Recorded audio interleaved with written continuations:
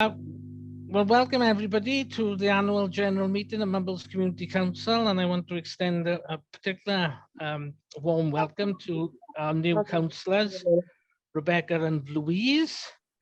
It's all a bit new, I'm sure it is for you, particularly in these online meetings like this. You've got a lot to take on, I suppose, in the next few weeks and months, but we'll all be here to help you. So, and the clerk is here to help you as well. So if you've got any questions, queries, anything like that,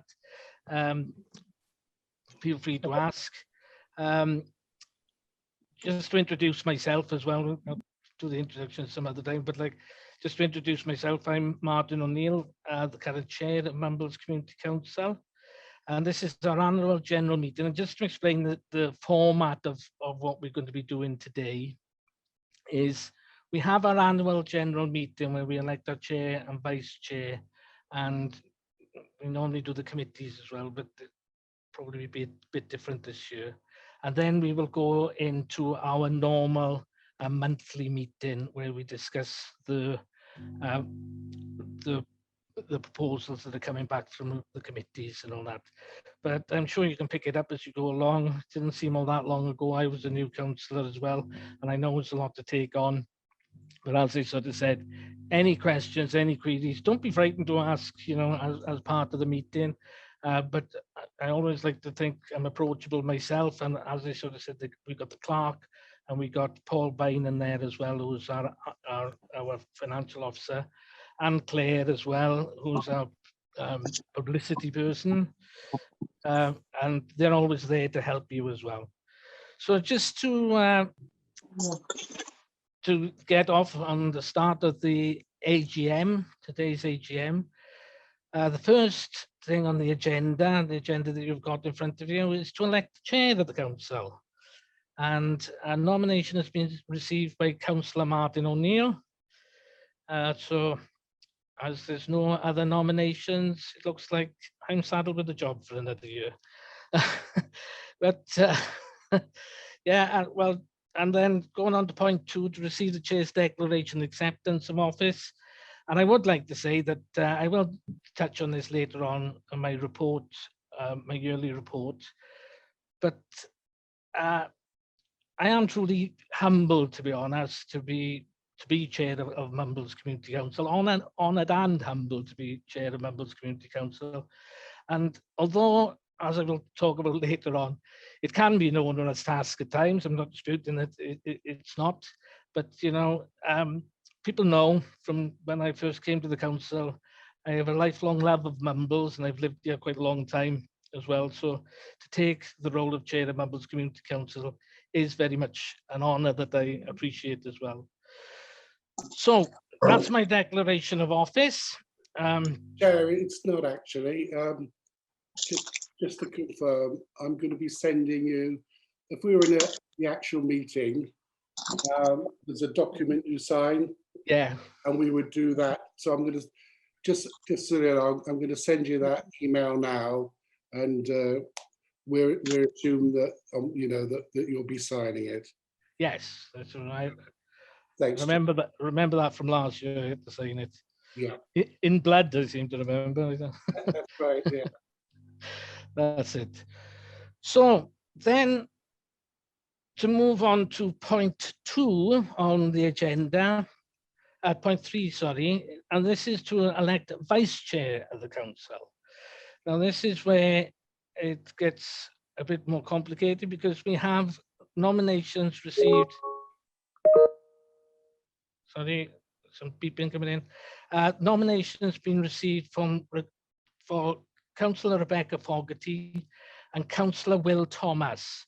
So we will have to be having an election in relation to this. Steve, would you like to explain the procedure to everybody, and particularly to our new councillors? Yeah, certainly. Council will have to bear with Paul and I while we count the votes. I have just sent you an email asking you to hit reply to all and then state the name of the person you wish to vote for. Those will then come back to Paul and I, and we will do an independent count. So there'll be a sort of 2 or 3 minutes while we do that. So if you could all vote now.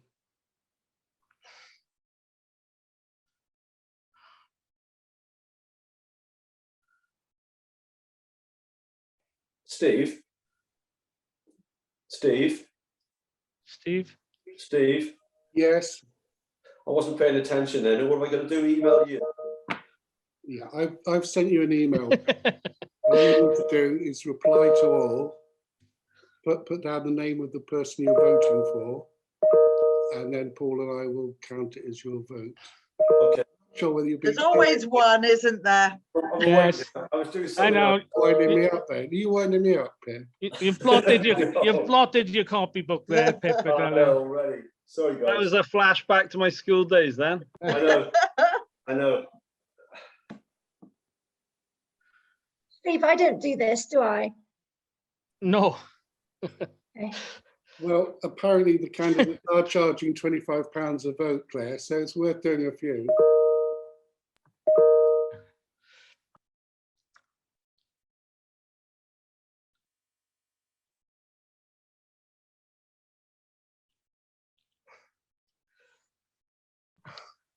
Just double checking how I spell Fogarty. Steve, I haven't got the email. I can't vote. I can't. Where is it? Look in your junk mail folder, maybe. I can't. I haven't seen an email. Are you looking in your Swansea Council email, Linda, maybe? Hang on. You check your MCC one. If you can't find anything, just email Right. me and I'll look out for it, Linda. Right. I think I've got. Right. I think. Do I do reply to all? Yes, Oh, please. Yeah. Yeah. Yeah. Reply to all, and Paul can see them as well.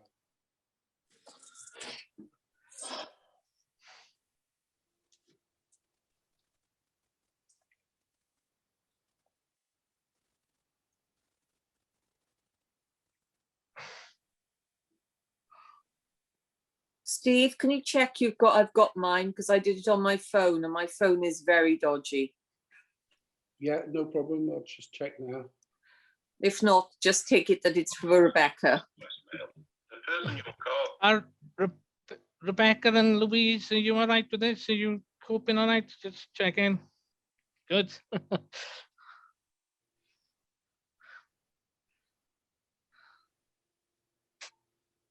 Sarah, I've not got your vote yet. She said it was for Will, Steve. Just to let you know, I've got Linda's vote, so that's come through. Thank you. That's come through. Thank you. Sorry, Steve, my phone, I can't do it on the iPad. So can you just take it? It's a vote for Rebecca. Thank you.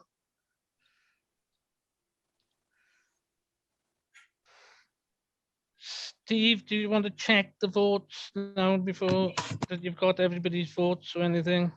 Yeah, if Paul's listening, can you give me a call? I've just tried to call him.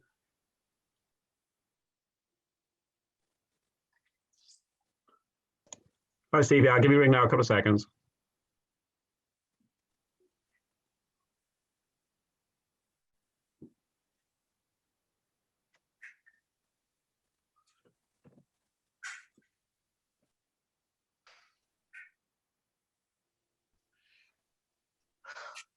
I bet you didn't think it was going to be quite this exciting, did you, Louise and Rebecca, eh?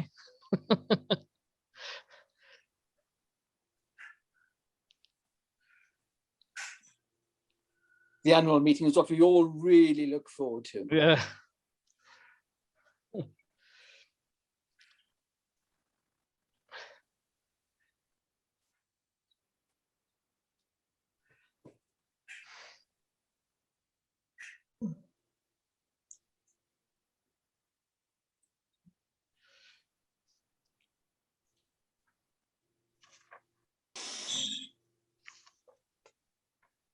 Oh my gosh.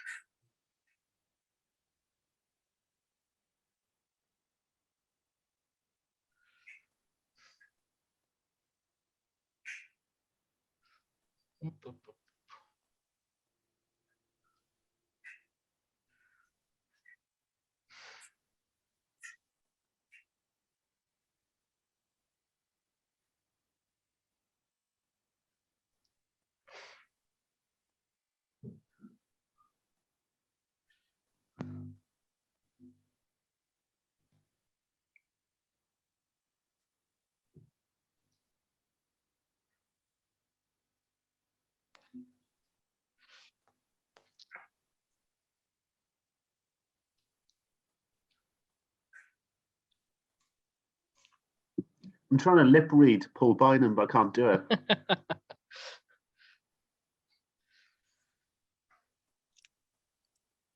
What you say that is mind your own business. I had a couple less syllables in that. Yeah. Hello, Chair. Hello, yes, Steve. Yeah, hi. The votes come in, and Rebecca was a successful candidate. Yay. Okay. So Okay. I'll send Rebecca the declaration of acceptance, and you can virtually put the chain of office on her, Martin. Okay, then. Yeah, get one of those things like they have for the things. Well, congratulations, Rebecca. Commiserations, Will. So,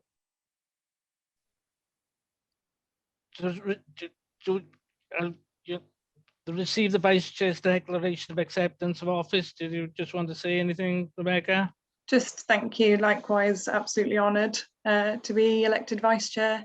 And thanks to Will for what he's done over the last year as Vice Chair. Okay. Looking forward to the next year. Yes, yes. And all the challenges that will bring. So if we move on to point 5 then, which is apologies for absence. Any apologies for absence? We haven't received any. Oh yes, Tim now. Yeah, I've not received any, Chair, no. Okay. Is Tim having trouble connecting? Can you hear us, Tim?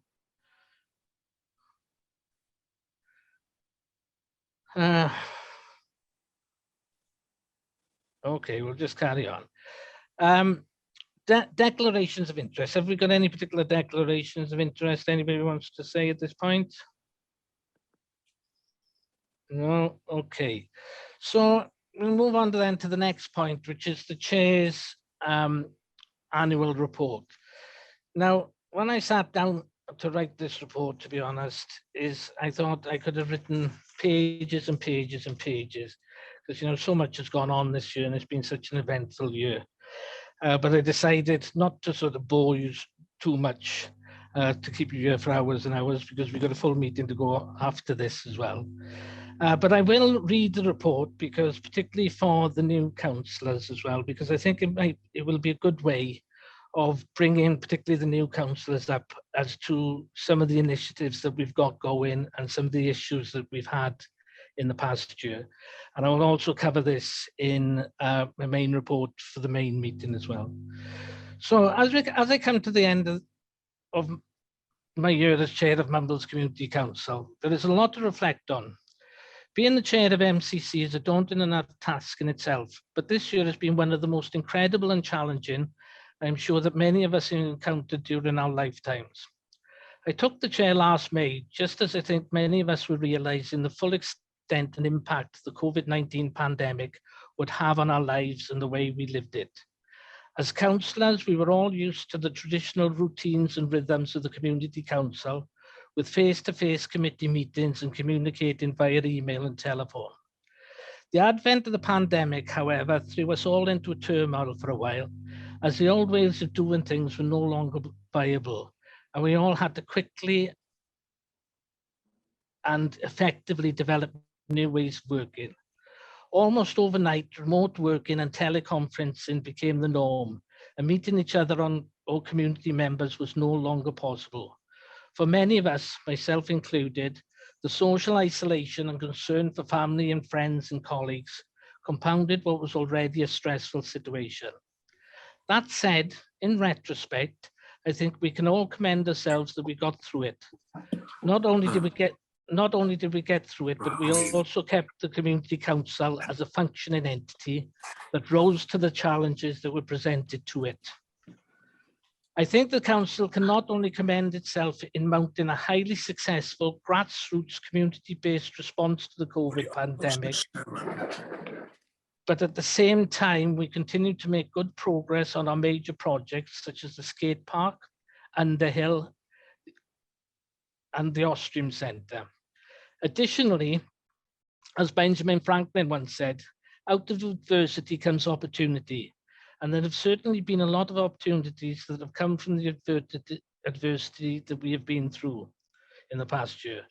One example of this has been to go to remote work via the platforms of Zoom and MS Teams. It gave us the opportunity to engage with people who previously we may have found difficult to attend our meetings in person, but also that may have given us problems in accommodating them in our limited office space. This development, however, also gave us the opportunity to start recording our meetings and making them available via our website, and further developing our online and social media as a way of communicating and engaging with our local residents. A concrete example of how this has fundamentally changed our way of working and provided us with a model for the future was the presentation and question and answer session that we had with Rod Stewart, the leader of Swansea City Council, that was very well intended and participated in by local residents. I hope this model is the shape of things to come.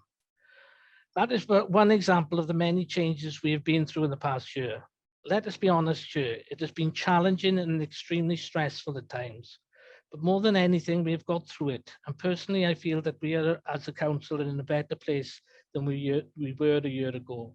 And some of the improvements have been born out of the adversity that we've been forced to go through. In conclusion, I cannot end this report without expressing my heartfelt thanks to Steve, Paul, Claire, and Maddie, our wonderful staff, for their professional support and advice and wisdom, without which I would have found the past year a lot more difficult.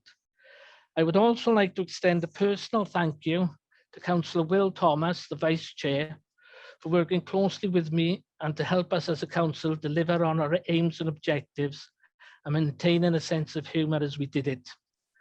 Finally, I want to give a heartfelt and massive thanks to those councillors and staff who took the time and trouble to give me words of encouragement and support over the past year. I really cannot express how much they have meant to me at times. Although it has been an honour to be chair of MCC, I cannot deny that at times it has been stressful. And those little words of encouragement and support have really helped and get me through my periods of self-doubt, any periods of self-doubt I may have had. So again, thank you. So with that last year now, let us look behind us now. Let us look forward to what is the next year has to bring and all those brickbats or bouquets we have to look forward to. So that is my report for the year. I don't know if anybody's got any questions or any things they want to ask. Okay. Also, I got the wrong agenda. Right. So now if you move on to point 8, I think this goes on to Rebecca, is it, to receive the COVID-19 response report? Yeah, thanks, Martin. So I'm just going to say a few words of introduction before handing over to Claire to present the full report. But I couldn't let this opportunity go without expressing a huge thanks as the chair of the COVID-19 response operations team to everybody who's been involved. I think it's probably the thing that I'm most proud of that I've done as a community councillor so far, and it's really put Mumbles Community Council in a really good light. The amount of support that we've been able to offer people in the community, both residents, businesses, and Claire will go on to talk a bit more about that. So to Carrie, Will, Miles, and then later Rob, a big thank you, but a particularly massive thank you to the entire staff team, because they were all involved in different ways at different times, and Claire in particular just put her job on hold to do what was necessary as the pandemic hit. So I just wanted to take the opportunity to really commend the whole team for what they've achieved, and Claire will now tell us more. Over to you, Claire. You're on mute.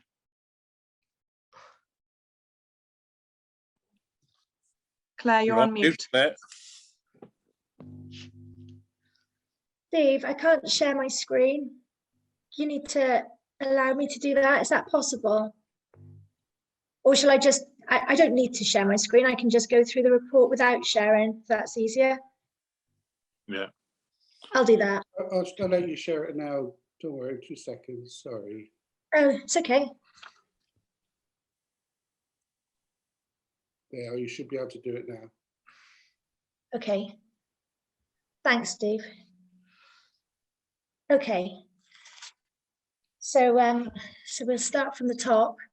So our COVID-19 response was, we jumped into action. So the following report outlines how MCC operations team responded to COVID-19 during the period of March 2020 to March 21. So our focus will be the review, the team, how it worked, how many people we helped, the marketing and PR that we undertook, and then some testimonials. So the overview. So on the 23rd of March, 2020, lockdown was announced and MCC sprung into action. MCC's operations team was formed. There's something on my screen that I can't get rid of, and I don't understand why I can't. Oh no. So we designed our flyers and we posted them online. Flyers offering help and seeking volunteers were delivered to our community on the 27th of March 2020. Phone lines were set up 7 days a week. Some councillors took on the phone till 9 o'clock in the evening, and that was done on a rota service. The volunteer recipient operation was put into place with flyer response. It was a huge success. We had an absolutely overwhelming response to that. We had some ID cards and PPE delivered and designed, and then MCC basically helped our community through lockdown 1 and 2.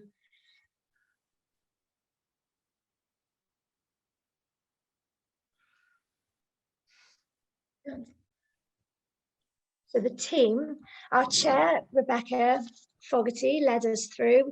Also members of the team were Steve Hayden, Paul Bynan, Miles Langstone, Carrie Townsend-Jones, myself, Will Thomas through lockdown 1, and Maddie through lockdown 1. And then Rob Marshall took over from Will in lockdown 2. So how it worked. We provided 4 main services to our community, which included shopping deliveries, prescription deliveries, a phone call buddy system, and dog walking. These were the main services offered, but in many cases, there were various random things like, can you take something to the post office for me? Could you put my rubbish out? Or on a more serious note, we had the more severe cases that included getting in touch with social services to ensure, and then basically we ensure the safety for the community members, maintaining integrity at all times. Many volunteers were sourced via the successful leaflet drop, but also social media. We did a call out at the beginning of lockdown 1. I'm really struggling to see with this thing.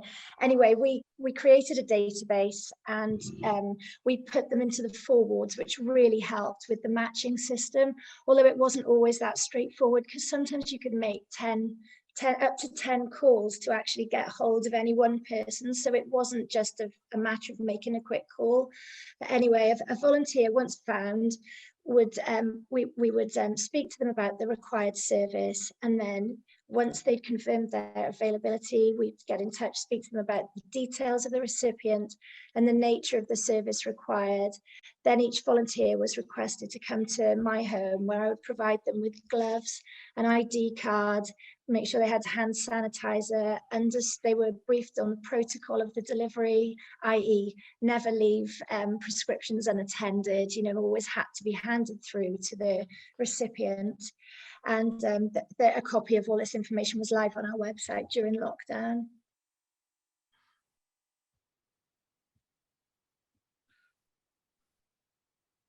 Prescriptions had to be delivered to the person who requested them. Shopping lists would be provided and various payment options were put in place.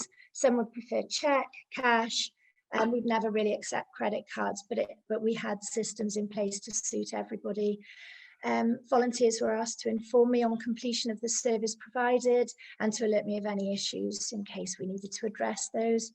We provided a weekly rota service also to Castle Pharmacy, who were inundated with calls for requests and deliveries. So we set up a rota system of 10 drivers, 2 per day, and they would distribute the prescriptions all over the place. They were fantastic. We also set up a volunteer phone answering service in Castle Pharmacy to alleviate the huge number of calls they were receiving, as they were finding that the calls were outweighing the number of prescriptions they could actually administrate. So that was really helpful to them. And in many cases, a volunteer continued to help the same recipient through the first and second lockdown. So they wouldn't need to call again. So that match would continue, and in some cases still are.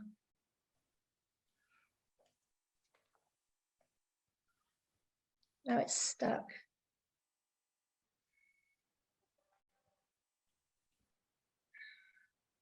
Don't understand why it's stuck. Oh, no. Maybe put it on slideshow, is there? Yeah, let's try and do that. Click on the next I'm slide. so sorry. How do I do that, Martin? Do you know? If you go to the top, you will see one of the tabs is slideshow. Not giving me the option. Can you see the slides on the left hand?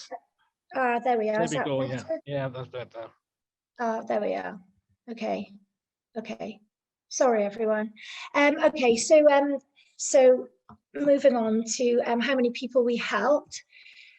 The log sheets were updated daily, and there were many details recorded for the recipients and the volunteers and the nature of each call. So during lockdown 1, it was really, really busy. We were taking so many calls a day. So the first thing we did was the leaflet drop, and 13 recipients came to the door and got those out over the weekend. Then in total, we had 119 prescription deliveries, 56 shopping deliveries, 3 were for dog walking, but they continued to do it right through. So that was really successful. And the phone buddy system, we matched 6, but those some are still friends and still talking. And also one of those sadly passed away after lockdown 1. So we did really help many people through some quite dark times with that phone buddy system. We had 6 more serious cases which needed the intervention from the common access point, 12 food bank deliveries, and 33 miscellaneous requests, which, as I mentioned earlier, things like, can you come and get my bins? Could you post a letter? Could, just random things, and also things that didn't quite fit into those, but we still continue to help everyone in pretty much every way we possibly could. Many volunteers continue to help their recipients through the year, and some still are. But during lockdown 2, you'll see it was so much quieter. I think West Cross Pharmacy had sorted out their own delivery arrangements, and that took the bulk of our calls in lockdown 1. So it was much reduced. So we only had 4 prescription deliveries, 7 shopping deliveries, no one for dog walking, 1 phone buddy, and 3 cases for the intervention from the common access point, and 1 food bank delivery. So things had definitely improved by lockdown 2. In total, on again. I don't understand why that's there. Can you see what the number is there? Is it 254? 264. 264. Sorry, so that was the total number on 264, and we still get the occasional calls of help. In fact, I had one last week. So we will always continue to help. Then we have our marketing and PR.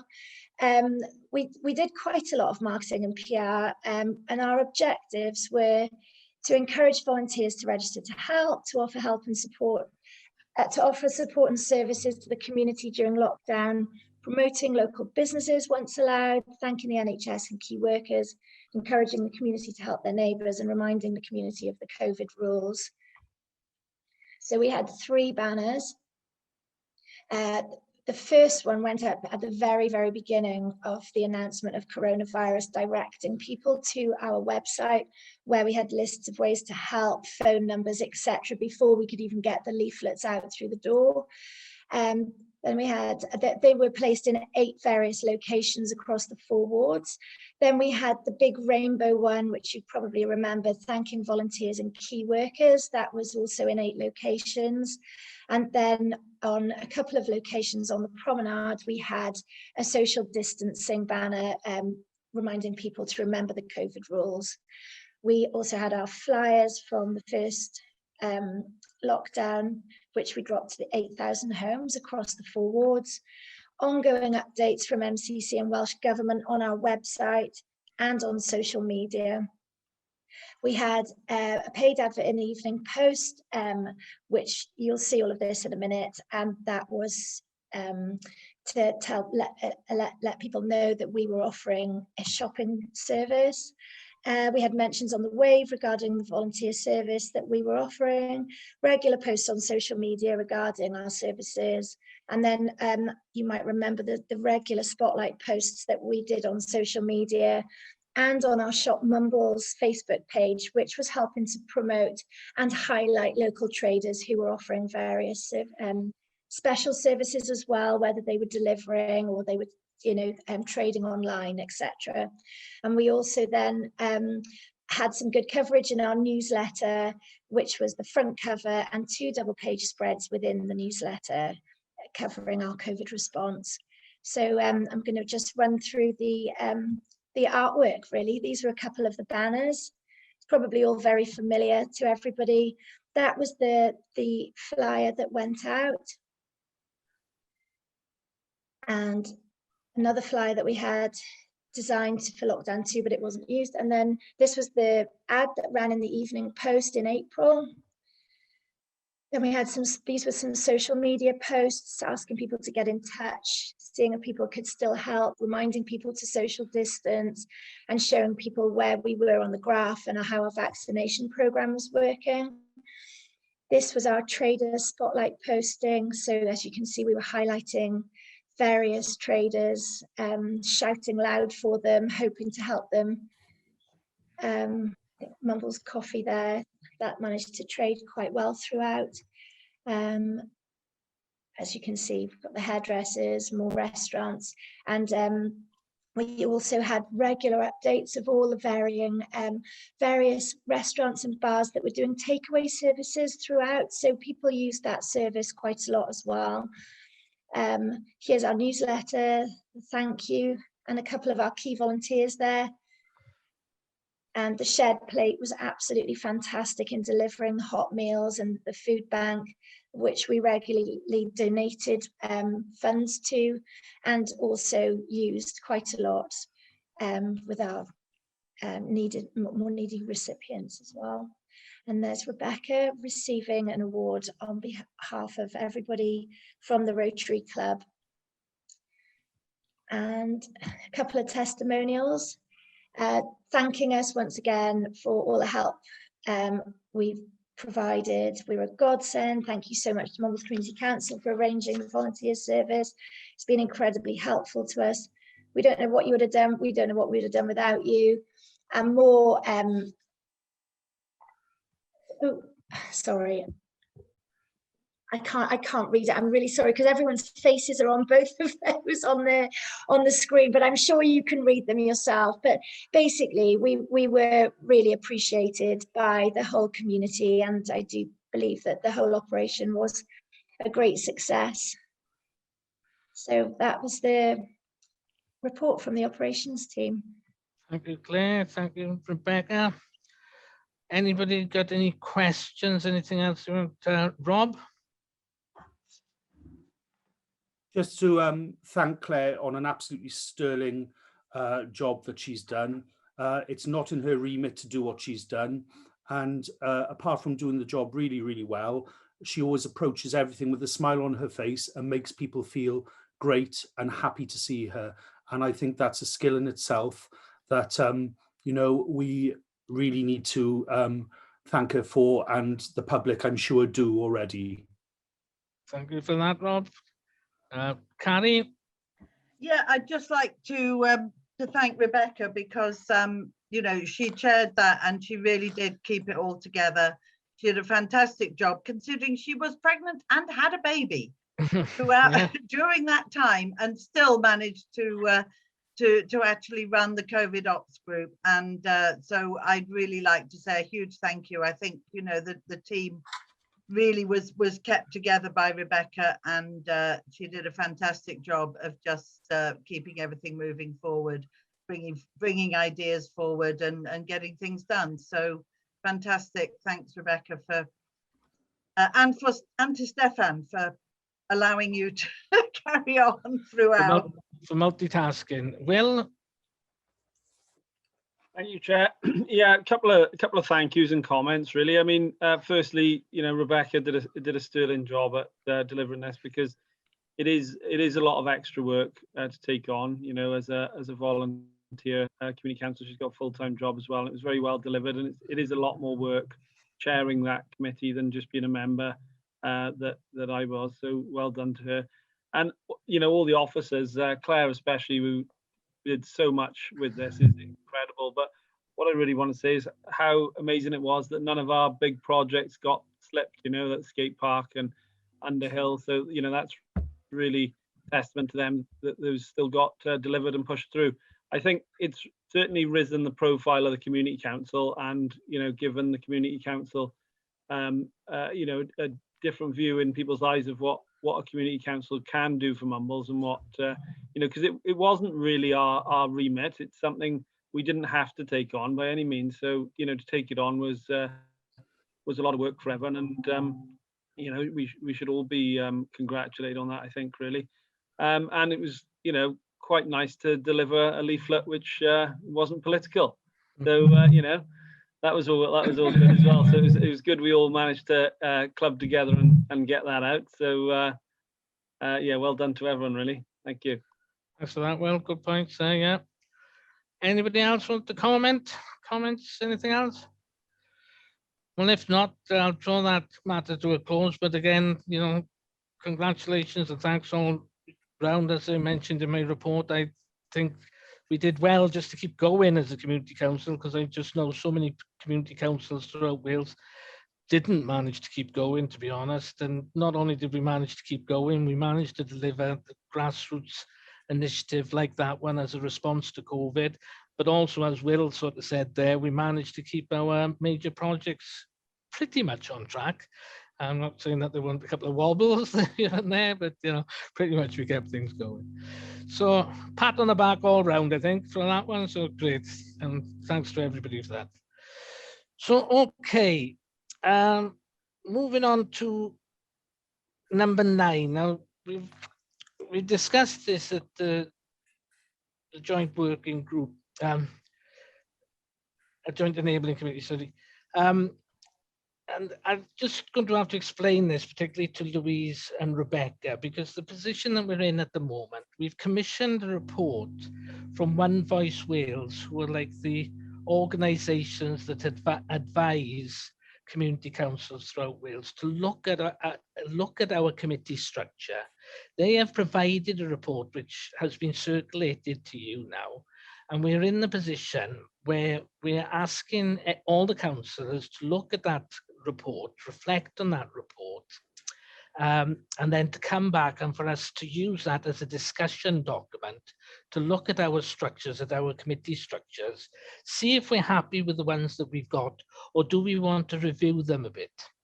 And I think this is a very good opportunity, particularly for Louise and Rebecca, because I remember when I particularly became a community councillor, I really didn't know what committees I wanted to join, what committees would be relevant for me to join, and, you know, and also bearing in mind what your own personal and professional backgrounds and interests are. So this will give you a bit of time to look at that and reflect and ask questions and discuss.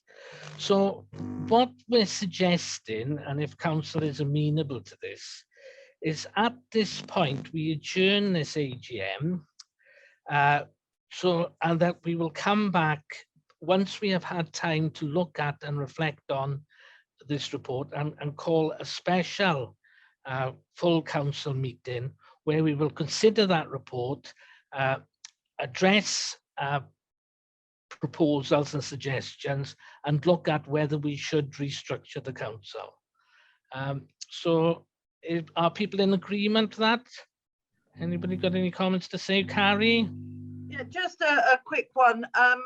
Just as we, it could be a few months until, decisions are made about restructuring, whether there's an opportunity for Becca and Louise, if there are spaces on any committees, to actually join and at least start getting involved in some of the committees, if they would like that opportunity.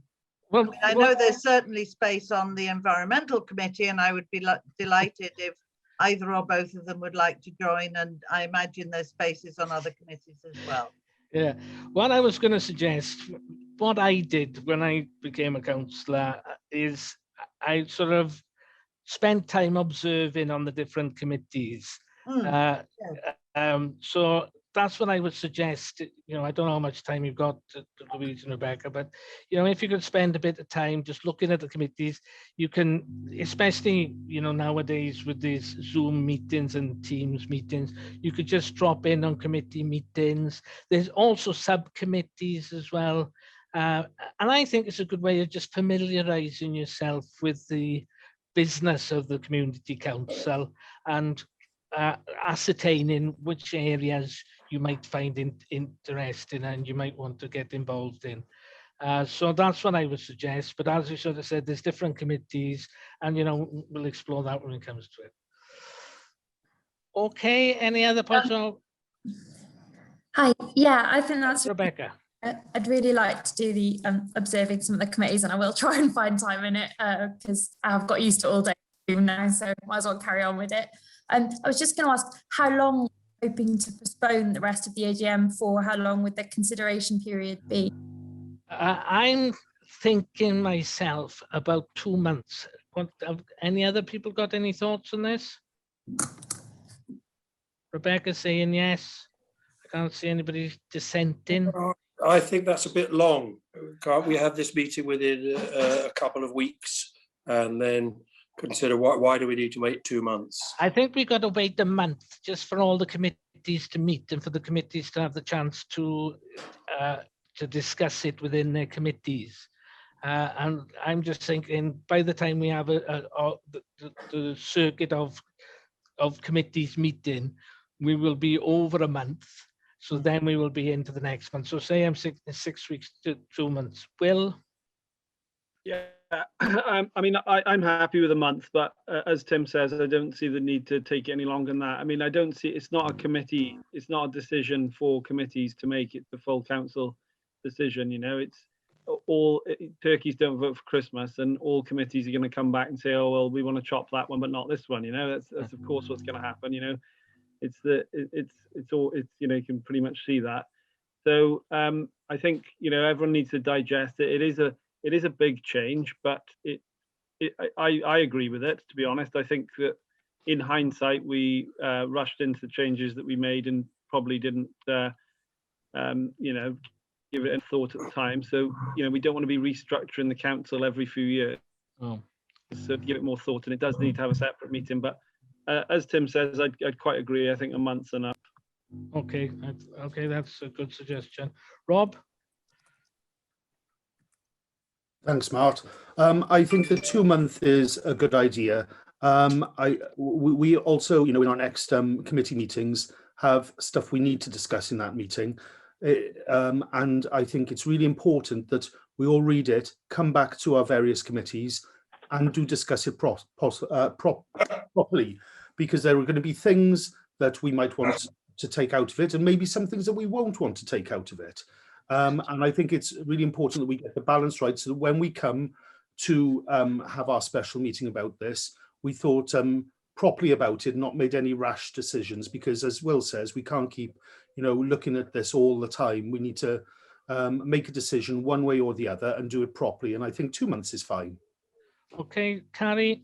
Yeah, just to reiterate what Rob said, and what Will sort of said and didn't say, is that we need to think seriously about this. We need to actually have a proper, thoughtful discussion in as many different arenas as we can about how we want to go forward, so that when we do decide how we're going to be structured, it's something that we feel we can work with for some years in the future. So I don't think there should be any rush to it, and I think 2 months is the minimum we should have to just make sure that everybody has the opportunity to discuss this in whichever arenas they feel is relevant.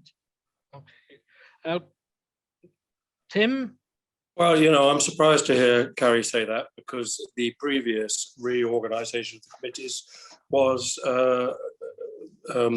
she engineered, and we were invited to go to a meeting for half an hour in the Park Inn to meet with her and Carwyn Thomas if we had any.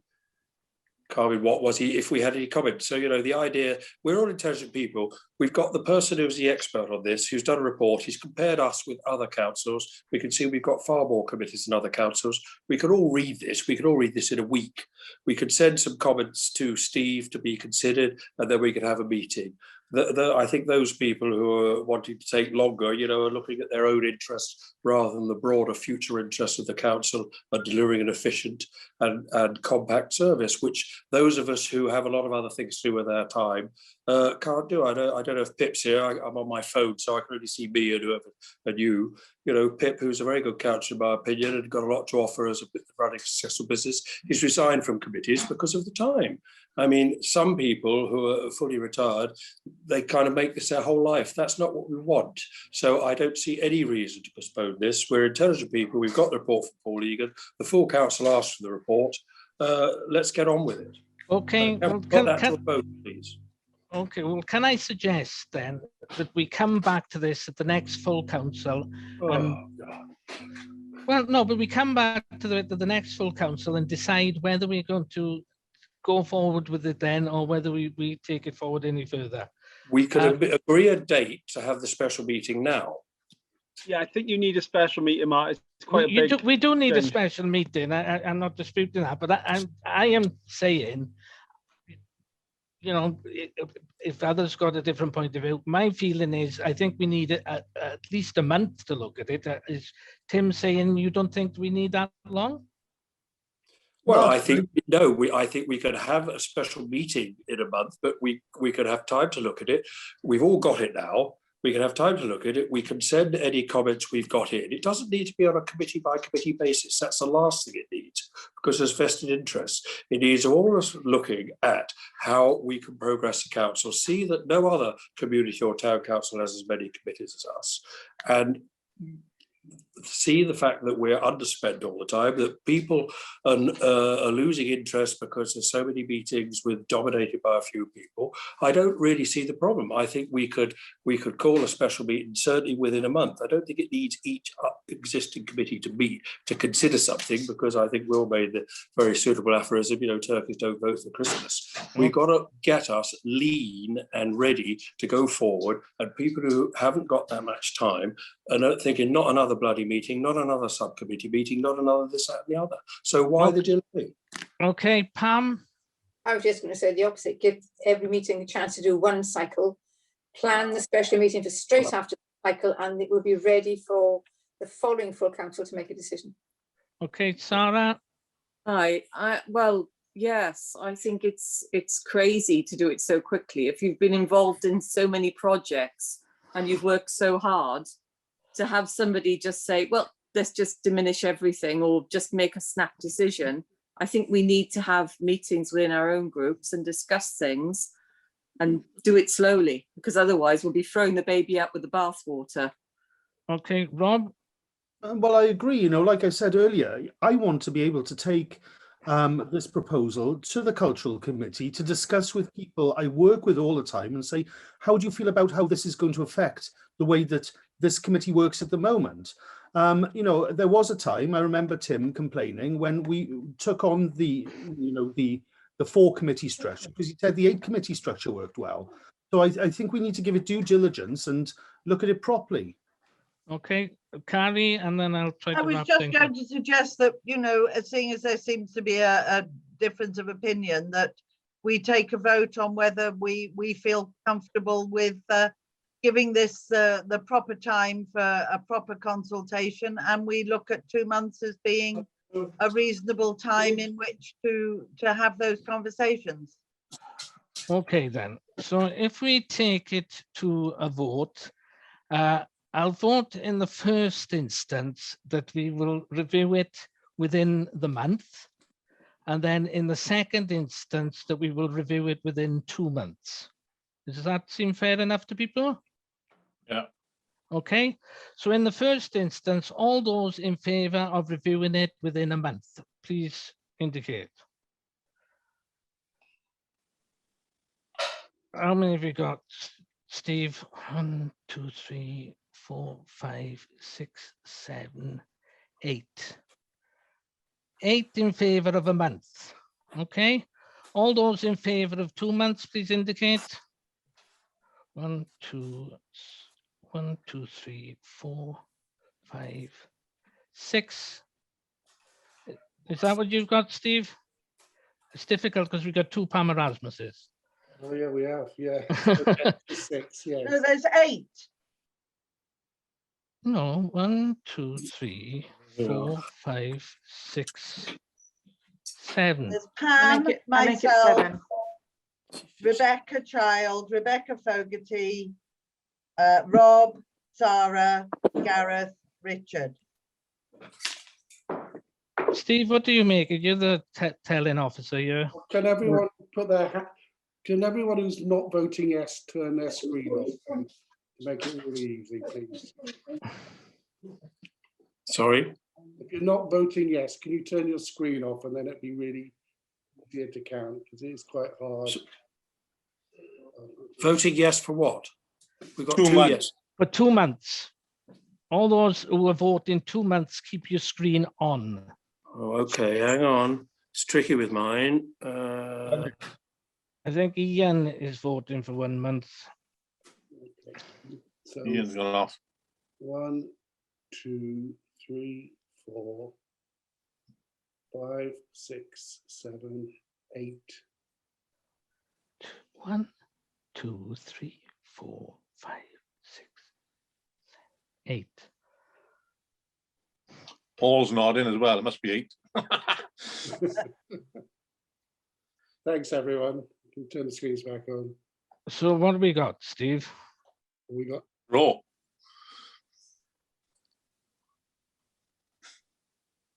you got 8 for the second vote, and was it 8 for the first, Chair? Is that correct? But Well, if somebody what- has, Well, somebody hasn't voted with 17. Miles isn't here, is he? That makes it 17. Is Adam here? Is Adam gone? No, Adam's here. Oh, okay. did he vote, Adam? Not sure if Adam voted though. No, I'm not sure if he did. If it's Adam, 8, are you there? If it's 8-8, the chair has to make a deciding Yeah. vote. Choose If it's 8-8, I'm going for the month. 1 month. Yeah. Okay, Oh, Adam's here. too late. Too Well, late. Ask him. Well, as you put me in this situation, my answer is Oh, Keep us suspended, Adam. Come on. is. He wants a drum Got roll. his drum roll. I think he did that on purpose. We've lost him again.